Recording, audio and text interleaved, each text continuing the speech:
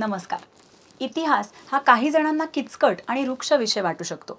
पण आपल्यापैकी अनेक जण हा विषय निवडून आवडीने त्यात आपले शिक्षण व उच्च शिक्षण पूर्ण करतात. आज आपल्याकडे असेच एक इतिहास व पुरातत्व शास्त्राचे अभ्यासक व संशोधन डॉक्टर श्रीनंद बापट आलेले आहेत, ज्यांनी कारकिर्दीची वेगळी वाट निवडली आणि यश प्राप्त केले. डॉक्टर बापट यांनी AIHC अँड आर्किओलॉजीमध्ये MA तसेच संस्कृत विषयात MA PhD ही पदवी संपादन केली आहे.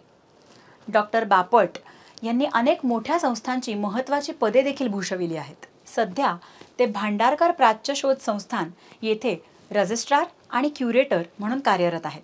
तसेच अनाल्स ऑफ बोरी येथे ते व्यवस्थापकीय संचालक या पदाचा कार्यभार सांभाळतात. त्यांच्या अतुलनीय कारकिर्दीच्या चढत्या आलेखाची ओळख त्यांच्या प्रकाशित झालेल्या 56 शोध निबंध, 8 पुस्तकांचे संपादन, 2 पुस्तकांचे लेखन या कार्यातून होते. या व्यतिरिक्त त्यांचे पुरातत्वशास्त्रातील संशोधन व 17 कॉपर प्लेट इन्स्क्रिप्शन्स आणि 3 स्टोन इन्स्क्रिप्शन्सचा शोध हा त्यांच्या शिरपेचात मानाचा तुराच म्हणला पाहिजे. बुखारेस्ट, रोमानिया इथे संपन्न झालेल्या इंटरनॅशनल वर्कशॉप ऑन संस्कृत प्रॉसेडी यासाठी बापट सरांना 2012 साली आमंत्रित करण्यात आले होते. सरांनी ऑल इंडिया रेडिओवर संस्कृत, प्राचीन भारताचा इतिहास व संस्कृती या विषयांवर अनेक कार्यक्रम सादर केले आहेत. आज डॉक्टर बापट आपल्याला त्यांचे विविध क्षेत्रातील अनुभव सांगतील आणि या क्षेत्रातील शिक्षण व उपलब्ध संधी याबद्दल सविस्तर मार्गदर्शन सुद्धा करतील. बोलूया डॉक्टर श्रीनंद बापट यांच्याशी. आता इतिहासाचं क्षेत्र याच्याबद्दल आपण बोलणार आहोत. तर आता आपण कदाचित ही मुलाखत बघण्यासाठी आपलं जे यंत्र आहे ते चालू केलं, हा सुद्धा या क्षणी इतिहास झाला. त्यामुळे चालू क्षणाच्या पूर्वी जे काही घडलेलं असतं तो सगळा इतिहास असतो. हे इतिहासाचं क्षेत्र आहे, त्यामुळे ते खूप व्यापक क्षेत्र आहे. शिवाय प्रत्येक गोष्टीला स्वतःचा इतिहास असतो, हे पण लक्षात घ्यायला पाहिजे. आता गेल्या 10 वर्षामध्ये इतिहासाच्या क्षेत्रामध्ये काय फरक झाले, तर अर्थात इतर सगळ्या क्षेत्रांमध्ये ज्याप्रमाणे तंत्रज्ञान आणि विशेषतः त्यातही कृत्रिम बुद्धिमत्ता ह्या गोष्टींनी जशा प्रकारची बाजी मारलेली आहे, तर तशी ती इतिहासाच्या क्षेत्रातही मारलेली आहे. दुसरा महत्त्वाचा भाग असा की खूप मोठ्या प्रमाणात माहितीचा साठा हा आपल्याला इंटरनेटच्या माध्यमातून उपलब्ध झालेला आहे. तर हे 2 प्रकर्षांनी असलेले मोठे बदल आहेत. पण त्याचबरोबर अनेक इतिहासाची साधनं जी आत्तापर्यंत उघडकीला आलेली नव्हती, माहीत नव्हती, ती साधनंही उघडकीला येत आहेत. उदाहरणार्थ समजा ब्रिटिश म्युझियममध्ये औरंगजेबाच्या दरबारामधली कागदपत्र ही तिथं ठेवलेली आहेत, तर ती आता इंटरनेटच्या माध्यमातून खुली झालेली आहेत. तर ती आत्तापर्यंत अभ्यासता येत नव्हती, आज ती पुण्यात बसून सुद्धा अभ्यासता येतात. पुण्यात काय, कुठल्याही जगाच्या कुठल्याही कोपऱ्यात बसून अभ्यासता येतात. त्यामुळे ज्याला आपण माहितीचा साठा असं म्हणतो आणि मूळ साधनं असं म्हणतो, ती फार मोठ्या प्रमाणात उपलब्ध झालेली आहेत आणि होत आहेत. हा इतिहासाच्या क्षेत्रात झालेला अत्यंत महत्त्वाचा बदल आहे. आता दुसरा एक भाग असा आहे की ह्या सगळ्या विषयाकडे आपण फक्त भारताचा इतिहास, जगाचा इतिहास असे त्याला कप्पे पाडून पाहता कामा नये. आज खरं म्हणजे गरज काय आहे, तर आपण जेव्हा इतिहास असं म्हणतो तेव्हा आपल्याला आपल्या जिल्ह्याचा, प्रांताचा, देशाचा इतिहास हा प्राधान्याने समोर दिसत असतो. पण जर सगळं जग जिंकायचं असेल तर जगाचा इतिहासही आपल्याला नीट माहिती असला पाहिजे. नुसतं माहिती असला पाहिजे नाही, आपलं प्रभुत्व त्याच्यावर असलं पाहिजे. आणि त्यामुळे म्हणजे जसं भारताचा इतिहास असं म्हटलं तर कोणीतरी ग्रँड डफ किंवा कोणीतरी विल्यम जोन्स यांची नावं घेतली जातात पहिल्यांदा की त्यांनी भारताच्या इतिहासाच्या लेखनामध्ये प्रयत्न केले. तर तसं नाव कदाचित उद्या आफ्रिकेच्या, अमेरिकेच्या, दक्षिण अमेरिकेच्या इतिहासाच्या संदर्भात कोणीतरी एक डॉक्टर नगरकर किंवा डॉक्टर देशमुख यांचं घेतलं जायला पाहिजे. हा आपला दृष्टिकोन त्याच्यामध्ये असला पाहिजे. हाही बदल इतिहासाच्या क्षेत्रात हळूहळू होतो आहे. म्हणजे भारतातलेच तरुण हे बाहेरच्या विद्यापीठांमध्ये जाऊन त्या देशांचा इतिहास, त्याचा अभ्यास करून त्याच्यात लेखन करण्याचं काम हे करतायत. हे हळूहळू सुरू झालेलं आहे, परंतु त्याचा वेग वाढायला पाहिजे. आता पारंपरिक स्वरूपाचे जे काही करिअरचे ऑप्शन्स ही इतिहासामध्ये आहेत ती तर आहेतच. अगदी प्राथमिक शिक्षकापासून ते विद्यापीठातल्या प्राध्यापकापर्यंत अशी शिक्षण क्षेत्रातली जी काही साधनं ही किंवा जी काही उपजीविकेची साधनं पूर्वीपासून उपलब्ध आहेत ती आजही उपलब्ध आहेत. पण त्याच्याशिवाय आताचं जे आपलं क्षेत्र आहे सगळं ते मुख्यतः वेगवेगळ्या कंपन्या, त्यांचा CSR, त्यातून उपलब्ध होणाऱ्या संशोधनाच्या संधी, वेगवेगळे प्रकल्प, वेगवेगळे विद्यापीठांच्या मधले अशा प्रकारचे संयुक्त प्रकल्प, त्याच्यानंतर नुसत्या विद्यापीठांमधले नाही देशांमधले संयुक्त प्रकल्प, अशा विविध प्रकारच्या संधी या आपल्याकडे उपलब्ध सध्या होत आहेत. आणि विशेषतः कंपन्यांचा जो CSR असतो त्याच्यातून संशोधनाला चालनाही मिळू शकते. तशा प्रकारचे अनेक प्रकल्प पुण्यातल्या सुद्धा संस्थांमध्ये वेगवेगळ्या प्रकारचे सुरू आहेत. आता ह्या संधी नव्याने उपलब्ध झाल्या आहेत. तसंच गोष्ट अशी आहे की इतिहासाच्या एकूण क्षेत्रामधली लोकांची उत्सुकतासुद्धा वाढीला लागलेली आहे. आणि त्यामुळे आपण जर पाहिलं असेल तर यूट्यूब किंवा फेसबुक या सगळ्या साधनांवरती किंवा माध्यमांवर वेगवेगळ्या प्रकारचे भूतकाळाच्या बद्दलचे म्हणजे थोडक्यात इतिहासाच्या बद्दलचे असे अनेक कार्यक्रम हे चालू असतात. अनेक TV चॅनल्सवर अनेक गोष्टी चालू असतात. पण त्याच्यामध्ये अनेकदा असं असतं की ती मंडळी जे बोलतात ते त्याची साधनं, मूळ साधनं कुठली आहेत ते सांगत नाहीत. आपण ही माहिती कुठून घेतली आहे ती सांगत नाहीत. आणि अनेकदा काही मनातली पण माहिती घुसडून देत असतात. तर तिथे खऱ्या अर्थाने इतिहासाचा व्यवस्थित अभ्यास केलेल्या आणि तटस्थपणे पण आपुलकीने इतिहासाकडे बघणाऱ्या माणसाची आवश्यकता असते. त्यामुळे तशा प्रकारची खूप मोठी साधनं, खूप मोठ्या संधी या उपलब्ध आहेत आणि त्या वाढत जाणार आहेत. त्या कमी होण्याची इथून पुढे कोणतीही शक्यता नाही आहे. तसंच थोडं जरा आपल्याला लोकप्रिय स्वरूपाचं मी काहीतरी बोलतोय असं वाटेल, परंतु पर्यटन म्हणजे टुरिझम या क्षेत्राकडे गंभीरपणे बघणारे सुद्धा इतिहासामधले तज्ज्ञ मंडळी असणं हे अत्यंत आवश्यक आहे. त्यांचीही आवश्यकता आहे आणि तिथं त्याही क्षेत्रामध्ये मोठं काम हे करायला संधी उपलब्ध आहे. परत एकदा ह्याही प्रश्नाचे पारंपरिक आणि आधुनिक असे दोन दृष्टिकोन त्याच्यामध्ये होतील. पारंपरिक पद्धतीने जर ह्या क्षेत्राकडे बघायचं झालं तर अर्थातच 10वी नंतर त्या विद्यार्थ्यांनी कला शाखेमध्ये प्रवेश घेतला. मग त्यांनी इतिहास घेऊन स्वतःचं जे ग्रॅज्युएशन असेल ते पूर्ण केलं, पोस्ट ग्रॅज्युएशन केलं, PhD केलं. हा त्याचा शिक्षणाचा क्रम राहील. परंतु मी आत्ताच असं सांगितलं की प्रत्येक गोष्टीला इतिहास असतो. त्यामुळे प्रत्येक क्षेत्राचा इतिहास म्हणजे मग तो इतिहास हा राजकीय, सामाजिक, आर्थिक हा इतिहास तर असेलच, तो काही प्रश्न नाही. पण त्याचबरोबर संगीताचा इतिहास असू शकतो, त्याच्यानंतर कलेचा इतिहास असू शकतो, विज्ञानाचा इतिहास असू शकतो, अर्थव्यवस्थेचा इतिहास असू शकतो. सध्या तर आणखी एक गोष्ट सांगायची तर व्यवस्थापनाचा सुद्धा इतिहास असू शकतो. तर या सगळ्या अशा विविध क्षेत्रांच्या मध्ये शिरण्याच्या दृष्टीने त्या विद्यार्थ्याला त्या विषयांचं सुद्धा चांगलं ज्ञान असणं हे अत्यंत आवश्यक आहे. त्यामुळे हा जो प्रश्न आहे त्याचं खरं उत्तर असं आहे की आपल्याला ज्याचा इतिहास शिकायचा आहे त्याचं ज्ञान आपल्याला असलं पाहिजे. त्यामुळे त्यातलं शिक्षण आपलं झालेलं असायला पाहिजे. त्यामुळे आता माझं स्वतःचा विचाराल तर मी इयत्ता 10वी नंतर इतिहासामध्ये थेट ग्रॅज्युएशन केलं. म्हणजे आर्ट्सला गेलो, 11वी 12वी आणि ग्रॅज्युएशन केलं, मग पोस्ट ग्रॅज्युएशन केलं वगैरे. परंतु आज जर मला विचारलं तर मी असं सांगेन की आपला इतिहासाचा अभ्यास करायचं आणि व्यावसायिकदृष्ट्या इतिहासाचा अभ्यास करायचं जर निश्चित असेल तर 12वीपर्यंत शक्य झालं तर विज्ञानाला प्रवेश घ्या.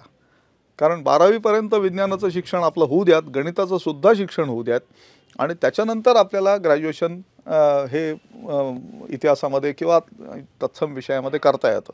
स्थिती अशी आहे की उलट नाही करता येत. म्हणजे 12वीपर्यंत आपण आर्ट्सला गेलो तर उलटे सायन्सकडे जाऊ शकणार नाही, पण सायन्सला 12वीपर्यंत गेलो तर आर्ट्सकडे मात्र जाता येतं.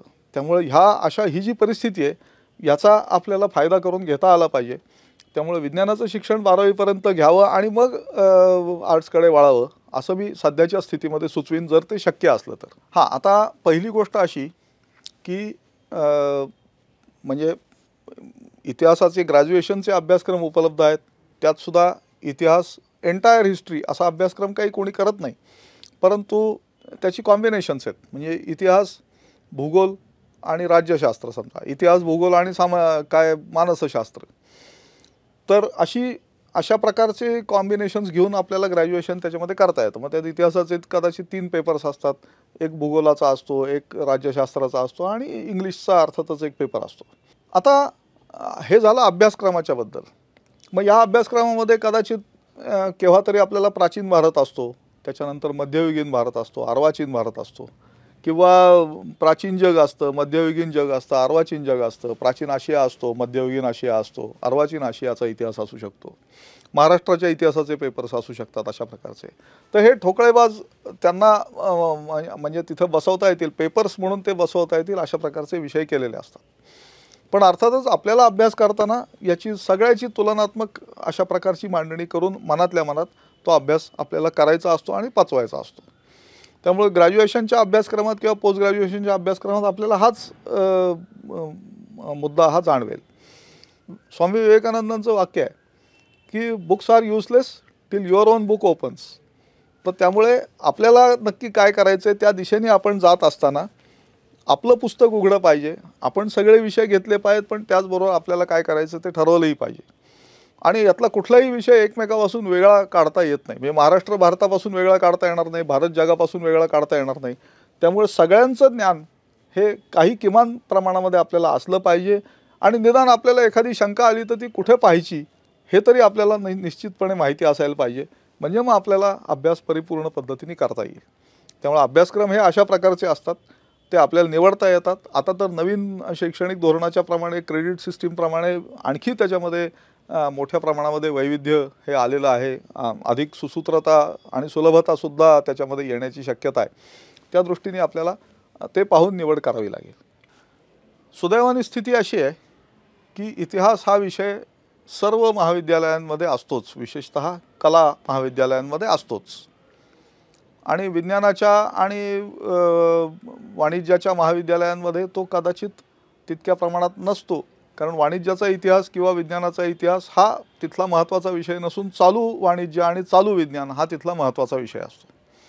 पण सगळ्या कला महाविद्यालयांमध्ये इतिहासाचे विभाग असतात आणि तिथं तो विषय शिकवला जातो. तसंच सगळ्या विद्यापीठांमध्येही इतिहासाचा विभाग असतो.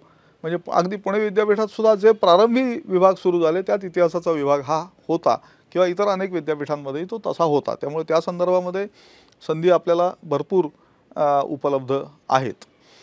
आता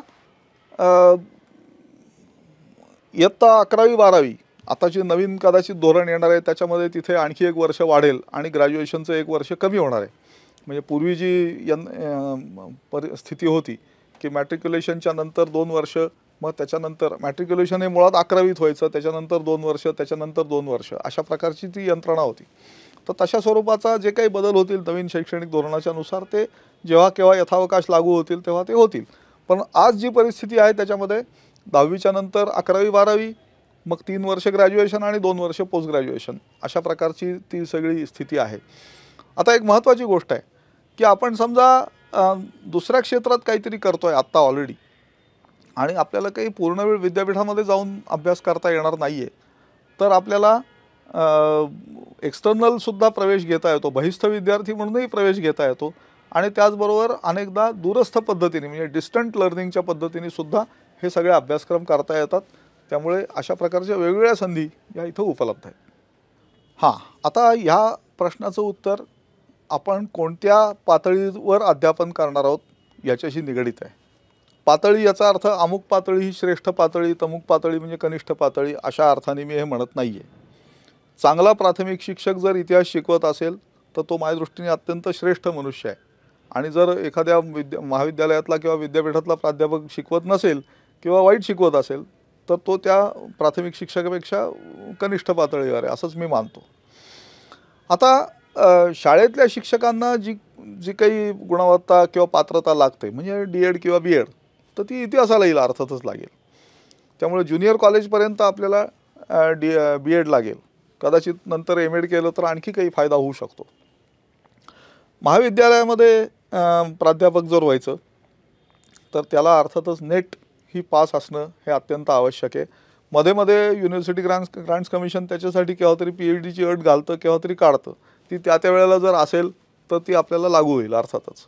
विद्यापीठीय प्राध्यापकाला सुद्धा अर्थातच नेटची परीक्षा ही लागू आहे आणि मध्यंतरी त्याच्यासाठी PhD ही लागू केली होती, परंतु आत्ता सध्या मला ती आहे असं दिसत नाही आहे. सर्वात पहिली गोष्ट म्हणजे आपल्याला ज्या गोष्टीचा इतिहास हा पाहायचा आहे, म्हणजे समजा असं कल्पना करा की आपल्याला विज्ञानाचा इतिहास पाहायचा आहे, कॉमर्सचा इतिहास पाहायचा आहे किंवा कलेचा कुठल्या तरी इतिहास आपल्याला पाहायचा आहे, किंवा एखाद्या देशाचा आहे म्हणजे अमेरिकेचा इतिहास पाहायचा आहे आपल्याला, कदाचित मध्यपूर्वेचा इतिहास हा जाणून घ्यायचा आहे, चीनचा इतिहास समजा जाणून घ्यायचा आहे, तर त्याच्यासाठीची जी सगळ्यात मूलभूत साधनं आहेत ती आपल्याला समजली पाहिजेत.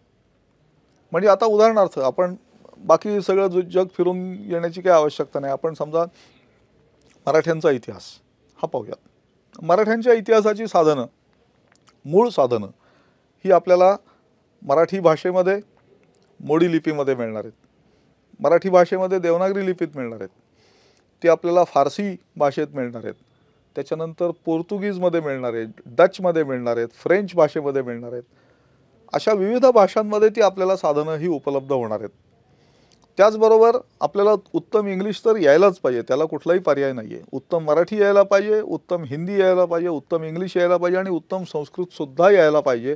त्याचं कारण अनेक विषय जे आहेत इतर संबंधित ते संस्कृतमध्ये आहेत आणि काही संस्कृत ग्रंथसुद्धा मराठ्यांच्या इतिहासाच्या संदर्भात उपलब्ध आहेत, आवश्यक आहेत ते वाचणं. त्यामुळे तात्पर्य असं की त्या गोष्टीचा आपल्याला चांगला परिचय करून देणारी जी मूलभूत साधनं आहेत त्या सगळ्या साधनांशी आपला नीट परिचय असला पाहिजे आणि त्याचबरोबर त्याची भाषा ही आपल्याला अवगत असली पाहिजे, लिपी अवगत असली पाहिजे. आणि दुसरा मुद्दा म्हणजे आपल्याकडे चांगल्या प्रकारचं विश्लेषण करता येण्याची शक्ती ही असायला पाहिजे. ती शक्ती हळूहळू विकसित पण करता येते.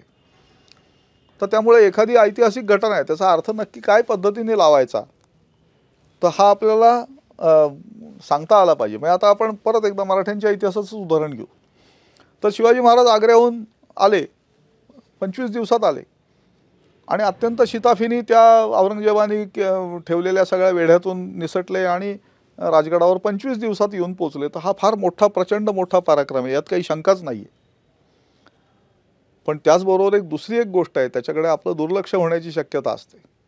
ती म्हणजे हे करण्यासाठी त्यांनी तिथे किती प्रकारची तयारी आधी केलेली असेल, त्यांनी किती औरंगजेबाच्या दरबारातल्या किती सरदारांना एक प्रकारे फितवलं असेल वेगवेगळ्या प्रकारे, याचा अभ्यास आपण करत नाही. त्याची साधनं उपलब्ध आहेत का तर होय, उपलब्ध आहेत.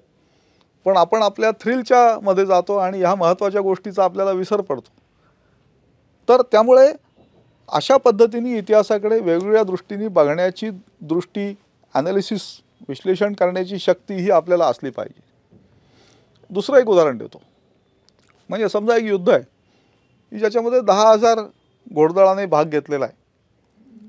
तर मग 10,000 घोडदळ म्हणजे मग त्या घोडदळाला लागणारे नाल, त्याचे खिळे, त्याला लागणारं लोखंड, त्या घोड्यांना लागणारं गवत, त्यांना लागणारं कदाचित चामडं, ह्या सगळ्या अशा ज्या विविध बाबी आहेत तर त्यांचा खर्च आता युद्धाच्या खर्चात धरता आला पाहिजे. त्याचं एस्टिमेट आपल्याला काढता यायला पाहिजे. म्हणजे त्या राज्याची एकूण संपत्ती किती होती हे आपल्याला सांगता यायला पाहिजे. अशा प्रकारचा जो वस्तुतः थ्रिलिंग आहे की नाही माहीत नाही, आपण आपलं ठरवावं काय ते. पण अशा प्रकारचा वेगवेगळ्या प्रकारचा ॲनालिसिस करण्याची, विश्लेषण करण्याची शक्ती आपल्या अंगामध्ये येणं आणि ते करण्याची आपल्याला सवय लागणं हे इतिहासाच्या अभ्यासाच्या दृष्टीने अत्यंत महत्त्वाचं आहे. आत्तापर्यंत आपण इतिहासाच्याबद्दल बोलत असताना मुख्यतः लिखित साधनांच्याबद्दल बोललो. पण जी इतर साधनं असतात म्हणजे त्या मानवाने वापरलेल्या ज्या वस्तू असतात, म्हणजे अगदी ते हत्यारांसाठी वापरलेले दगड असेल तिथपासून ते काचेपर्यंत, लोखंडापर्यंत, सोन्यापर्यंत, ब्रॉन्झपर्यंत, मातीपर्यंत, अशा ज्या काही सगळ्या प्रकारच्या वस्तू मानवाने वापरलेल्या असतात त्या वस्तूंवरून भूतकाळाचा आदमास घेणं म्हणजे पुरातत्व. त्यामुळे लिखित साधनांवरून भूतकाळाचा आढावा घेणं किंवा आदमास घेणं म्हणजे इतिहास आणि अलिखित साधनांवरून भूतकाळाचा आदमास घेणं म्हणजे पुरातत्व. त्यामुळे इतिहासाला जे काही गोष्टी आपण सांगितल्या ते सर्वसाधारणपणे पुरातत्वाला पण लागू आहेत. आता फक्त एवढंच आहे की पुरातत्वामधले ग्रॅज्युएशनचे कोर्सेस सहसा उपलब्ध नाहीत. आहेत ते सगळे पोस्ट ग्रॅज्युएशनचे आहेत आणि PhD आहे त्याच्यामध्ये उपलब्ध. आणि भारतातल्या अनेक विद्यापीठांमध्ये आता पुरातत्व हा विषय सुरू झालेला आहे किंवा सुरू आहे आत्ता तो. तर त्यामुळे तिथं त्या संधी आपल्याला उपलब्ध आहेत. पुरातत्व आणि उत्खनन याची आपण जोडी लावतो तर ती जोडी बरोबरच आहे, पण तेवढी पुरेशी नाही आहे. नुसतं उत्खनन नाही, त्या उत्खननाच्या नंतर खूप मोठ्या प्रमाणामध्ये त्याचं लेखन, सगळा अहवाल लिहिणं त्याचा हे सगळं अपेक्षित असतं. आणि तसंच उत्खनन करायचं तर त्याच्यासाठीचं प्रस्ताव लिहिणं हे सुद्धा एक महत्त्वाचं काम आहे. बरं, यातलं हे जे सगळ्यात महत्त्वाचं काम आहे उत्खननाचं, तर त्याला केंद्रीय पुरातत्व सर्वेक्षणाकडून आपल्याला परवाना, लायसेन्स हा लागतो. आणि तशीच परवानगी ही त्या जिल्ह्याच्या जिल्हाधिकाऱ्यांची लागते. हे लक्षात ठेवणं अत्यंत आवश्यक आहे. या दोन गोष्टी नसतील तर आपल्याला उत्खनन करता येत नाही, किंवा खरं म्हणजे सर्वेक्षणसुद्धा करता येत नाही. कारण आपण शेवटी दुसऱ्या माणसाच्या जमिनीवर जात असतो, जिथं जायचा आपल्याला हक्क नाही. तो आपल्याला परवाना हा केंद्रीय पुरातत्व आयोगाने, केंद्रीय पुरातत्व विभागाने आणि जिल्हाधिकाऱ्यांनी देणं हे अत्यंत आवश्यक आहे. त्यामुळे या दोन गोष्टी महत्त्वाच्या लक्षात ठेवायच्या. बाकीच्या ज्या सगळ्या गोष्टी आहेत त्या इतिहासाच्याबद्दल आपण ज्या बोललो त्याच पुरातत्वाला लागू पडतात. हां, आता जर एखादा माणूस हा शासकीय किंवा शासकीय अनुदानित अशा प्रकारच्या नोकरीमध्ये समजा शिरला, तर त्याला त्या पातळीवर जे वेतनमान असतं ते त्याचं वेतनमान असणार. म्हणजे समजा प्राथमिक शिक्षकाला जी काही ग्रेड असेल ती त्याला असणार, माध्यमिक शिक्षकाला जी असेल ती असणार, विद्यापीठाच्या किंवा कॉलेजच्या प्राध्यापकाला जी ग्रेड असणार ती त्याला असणार. त्यामुळे त्याच्यात काही हे प्रश्न नाही. त्याच्यात जी काही प्रमोशन्स होणं शक्य आहे किंवा जे काही असेल ते सगळे नियम त्याप्रमाणे ते लागू राहील. आता खाजगी क्षेत्रामध्ये किंवा संशोधक म्हणून किंवा कंपनीच्या एखाद्या CSRवर आपण जेव्हा काम करत असतो तेव्हा तिथं ते जे वेतन असतं ते संपूर्णपणे चर्चा करून ठरणारं अशा प्रकारचं असतं. आपण प्रस्ताव द्यायचा, तो त्यांनी मान्य करायचा, त्यात काय पुढं मागं होईल त्याप्रमाणे ते असणार. सर्वसाधारणपणे कंपन्यांचा CSR किंवा असं ज्या प्रकारचं खाजगी जे फंडिंग असतं त्यातून मिळणारं वेतन हे सरकारी वेतनापेक्षा फारसं कमी नसतं, किंवा ते ठेवून चालत नाही. कारण नाही तर त्या कंपनीला माहिती आहे की हा कामच करू शकणार नाही जर त्याला फार कमी पैसे दिले तर. पण फार पैसे दिले तर तो मुळीच काम करणार नाही. तर त्यामुळे तसं त्या देत नाहीत ॲक्च्युली. त्यामुळे समाधानकारक अशा प्रकारची स्थिती असते आणि ती आपल्याला त्या आपल्या फंडिंग एजन्सीशी चर्चा करून ठरवता येते आणि त्याच्यामध्ये जे काही योग्य ते आपल्याला करता येतं. हां, सगळ्यात पहिलं महत्त्वाचं आव्हान म्हणजे इतिहासाचं किंवा पुरातत्वाचं क्षेत्र हे अत्यंत रोमांचक अशा स्वरूपाचं आहे, अशी सर्वसाधारणपणे लोकांची समजूत असते. तर ती काही प्रमाणात खरी पण आहे. पण ती कुठल्या प्रमाणात खरी आहे? तर आपण जेव्हा 4थीचा इतिहास वाचत असतो, 7वीचा इतिहास वाचत असतो तिथपर्यंत ती खरी आहे. कारण तसे इतिहासातले रोमांचक प्रसंग हे आपल्याला त्या प्रसंगांपासून अभिमान आपल्या मनामध्ये निर्माण व्हावा आणि एक देशाभिमानाची, देशाच्या बद्दलच्या किंवा राज्याच्या बद्दलच्या प्रेमाची भावना आपल्या मनात उत्पन्न व्हावी, यासाठीच ते इतिहास हे लिहिलेले असतात किंवा रचलेले असतात किंवा तसं त्यात अपेक्षित असतं. त्या पुढचा इतिहास मात्र सगळा तसा नसतो. आणि मग अनेकदा असं असतं की जे आपण मगाशी औरंगजेबाच्या दरबारातल्या अखबारांच्याबद्दल बोललो, तर अनेकदा असं असतं की आपण 10 अखबार फारसीमधले चांगले वाचून काढले व्यवस्थित कष्टपूर्वक, पण तरीसुद्धा त्यातून तसं काही म्हणावं असं काही मिळालंच नाही, असं होऊ शकतं. किंवा आता उत्खननामध्ये तुम्हाला गंमत सांगतो की एक उत्खनन होतं ज्याच्यामध्ये मी विद्यार्थी असताना काम करत होतो आणि तिथे एकूण 6 खड्डे, त्या उत्खननात बरेच मोठं खोदकाम होतं सगळं, त्यातले जे 6 खड्डे ट्रेंचेस होते तर त्याच्यावर देखरेख मी करायची होती. तर त्यातल्या 4 खड्ड्यांमध्ये आम्हाला बऱ्यापैकी गोष्टी मिळत होत्या. म्हणजे काही तांब्याच्या वस्तू एखादी मिळत होती, मातीची खापरं मोठ्या प्रमाणात मिळत होती, हाडं मिळत होती किंवा इतर काही गोष्टी सटरफटर ह्या मिळत होत्या. पण 2 खड्डे असे होते की जिथे आम्हाला फक्त जळलेलं शेणच मिळत होतं, बाकी त्यात काही नव्हतं. पण मग त्याच्याकडे दुर्लक्ष नाही करून चालत की जिथे काय शेणच मिळते जाऊन दे, उचलून फेकून द्या, असं नाही करतायत. ते सुद्धा प्रत्येक गोष्ट त्यातली चाळून पारखून सगळं तिथं काही नक्की नाही ना याची खात्री करून घेऊन पुढे जायला लागतं. त्यामुळे इतिहासाची अभ्यासाचा जर करायचा किंवा इतिहासाच्या संदर्भात संशोधन करायचं, पुरातत्वामध्ये संशोधन करायचं, तर त्या माणसाच्या अंगामध्ये चिकाटी ही अत्यंत महत्त्वाची असणं हे अत्यंत आवश्यक आहे. त्यांनी कंटाळता कामा नये आणि खरं म्हणजे हेच त्याच्यासमोरचं सगळ्यात मोठं आव्हान आहे. बाकी सगळी आव्हानं पेलता येतात, पण आपण जे करतोय त्यात आपल्याला काही फारसं गवसत नाही किंवा काही रोमांचक असं त्यात काही नाही आहे. तर ह्या भावनेने खचून जाणं हे होणार नाही हे पाहणं हे त्याच्यासमोरचं खरं म्हणजे आव्हान आहे. जीवनाच्या प्रत्येक क्षेत्रामध्ये आज स्पर्धा आहे. म्हणजे एकेकाळी अगदी स्पर्धा विरहित समजली जाणारी क्षेत्रसुद्धा आज मोठी स्पर्धेची बनलेली आहेत. त्याचं कारण शिक्षण घेणाऱ्या मंडळींची संख्या खूप मोठी आहे, काही काम करू इच्छिणाऱ्या लोकांची संख्या खूप मोठी आहे. परंतु त्यातूनच मार्ग काढत आपल्याला पुढं जायचं आहे.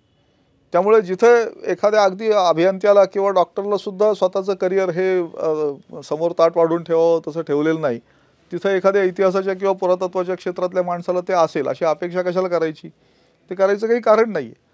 आपण आपला अभ्यास वाढवत राहावं, उत्तम काम करत राहावं, ते लोकांपुढे मांडत राहावं. त्यातून आपलं करिअर निश्चितच चांगल्या पद्धतीचं होऊ शकतं. तसं ते आपलं व्हावं याकरता आपल्याला शुभेच्छा. धन्यवाद. सारांश: इतिहास व्यापक क्षेत्र, चालू क्षणापूर्वी घडलेल्या सर्व घटना, गेल्या 10 वर्षातील बदल, तंत्रज्ञान व कृत्रिम बुद्धिमत्ता या गोष्टींचे आगमन, मोठ्या प्रमाणात माहितीचा साठा, अनेक इतिहासाची साधने उपलब्ध झाली. आजची गरज: भारताच्या इतिहासाचे इतिहासकार हे परदेशी आहेत. त्याचप्रमाणे परदेशी इतिहासाचे इतिहासकार भारतीय असायला हवेत. कारकिर्दीचे पर्याय: पारंपरिक 1. प्राथमिक शिक्षकापासून विद्यापीठातील प्राध्यापक. 2. वेगवेगळ्या कंपन्यांच्या CSR निधीमधून संशोधनाच्या संधी, विविध प्रकल्प, विद्यापीठातील तसेच देशांमधील संयुक्त प्रकल्प. 3. YouTube चॅनल, दूरदर्शनवर इतिहासाच्या कार्यक्रमासाठी इतिहासकारांची आवश्यकता. 4. पर्यटन. शिक्षण: पारंपरिक कला शाखेतून शिक्षण घेणे, आधुनिक विज्ञान व इतर विषयातही इतिहास संशोधनाची संधी. सल्ला: विज्ञान शाखा निवडून पुढे इतिहासाचे शिक्षण घेणे. पदवीसाठी भूगोल व राज्यशास्त्र किंवा मानसशास्त्र या विषयांबरोबर संयोजित अभ्यासक्रमही निवडता येतो. महाविद्यालये: सर्व कला महाविद्यालयांमध्ये व विद्यापीठांमध्ये इतिहासाचा विभाग आहे. शिक्षणाचा कालावधी: 12वी नंतर पदवी 3 वर्ष व पदव्युत्तर शिक्षण 2 वर्ष. शिक्षणाचे मार्ग: पारंपरिक ऑफलाईन पद्धत, बहिस्थ म्हणजेच एक्सटर्नल पद्धत, दूरस्थ पद्धत म्हणजेच डिस्टंट लर्निंग. कारकिर्दीसाठी शैक्षणिक पात्रता: 1. 12वी पर्यंतच्या विद्यार्थ्यांना अध्यापन करण्यासाठी D.Ed, B.Ed, MED. 2. महाविद्यालयात अध्यापनासाठी नेट म्हणजे NET परीक्षा, PhD. 3. इतिहासाची मूलभूत साधने ज्या भाषेत असतील त्या भाषा अवगत असल्या पाहिजेत. 4. विश्लेषण क्षमता: इतिहास लिखित साधनांवरून भूतकाळाचा अभ्यास, पुरातत्व अलिखित साधनांवरून किंवा मानवाने वापरलेल्या वस्तूंवरून भूतकाळाचा अभ्यास. पुरातत्वशास्त्राचे शिक्षण: पदव्युत्तर स्तरावर व PhD साठी संधी उपलब्ध. पुरातत्व विषयात संशोधन करण्यासाठी केंद्रीय पुरातत्व सर्वेक्षण विभागाकडून व जिल्हाधिकाऱ्यांकडून परवाना आवश्यक. आव्हाने: संयम, चिकाटी आणि स्पर्धा.